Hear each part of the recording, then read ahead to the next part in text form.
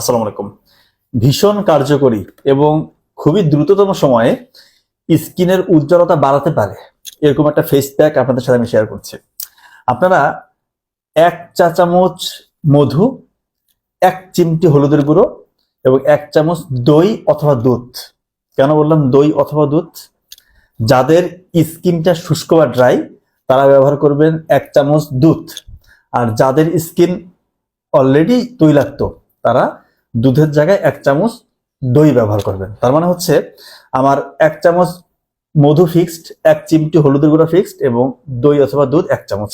এই যে তিনটার মিশ্রণ, এটা যদি একটা পেস্ট করেন, করে আপনারা স্পেশালি ছেলে বা মেয়ে যারা মেয়েদের ক্ষেত্রে খুব বেশি কার্যকরী, তারা স্কিনের উজ্জ্বলতা বাড়াতে চায়, তো আপনাদের হচ্ছে যে মুখে অথবা গলায় অথবা যেখানে আপনারা স্কিনের উজ্জ্বলতা বাড়াতে চান সেখানে লাগিয়ে রেখে 15-20 মিনিট পর কুসুম গরম পানি দিয়ে ধুয়ে ফেলবেন। সপ্তাহে 2-3 দিন যদি আপনি এভাবে করেন, ইনশাল্লাহ 21 দিনের মধ্যে আপনাদের স্কিনের উজ্জ্বলতা আশানুরূপ ভাবে বাড়বে। আপনারা এটা নিজেরাই আপনাদের নিজের স্কিনের কি কন্ডিশন এটা ছবি তুলে রাখবেন। আর আমি যেটা বললাম এটা আপনারা 21 দিন ব্যবহার করেন। ব্যবহারের পরে একটু ময়েশ্চারাইজার দিতে হবে। এটা দিলে কিন্তু আরো ভালো একটা রেজাল্ট পাবেন ইনশাল্লাহ। 21 দিন পরে আপনি নিজের ছবি আরেকবার তুলবেন, দেখবেন যে ইনশাল্লাহ কতটা ব্যাপক পরিবর্তন আপনার স্কিনের মধ্যে চলে এসেছে। এবং এটা যত বেশি দিন করবেন তত আরো ভালো রেজাল্ট পাবেন ইনশাল্লাহ।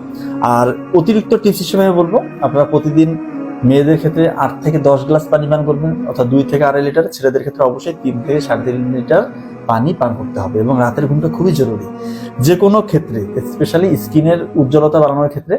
আর যদি আপনার অ্যান্টি এজিং প্রপার্টিসটা কিপ করতে চান, ধরে রাখতে চান, অর্থাৎ আপনার চেহারার মধ্যে বয়সের ছাপ পড়বে না, সেক্ষেত্রে রাতের ঘুম খুবই জরুরি। রাত 10টা-11টার মধ্যে ঘুমিয়ে যাবেন, ভোরবেলা উঠে যাবেন। ফজরের কিছুক্ষণ আগে উঠে তাহাজ্জুদের সালাত আদায় করলেন, দেখবেন যে চেহারার মধ্যে একটা নুরানি ভাব চলে এসেছে, উজ্জ্বলতা অনেক বৃদ্ধি পাবে। তো আমার মূল ব্যাপারটা হচ্ছে যে ফেস প্যাকটা নিয়ে কথা বলছি।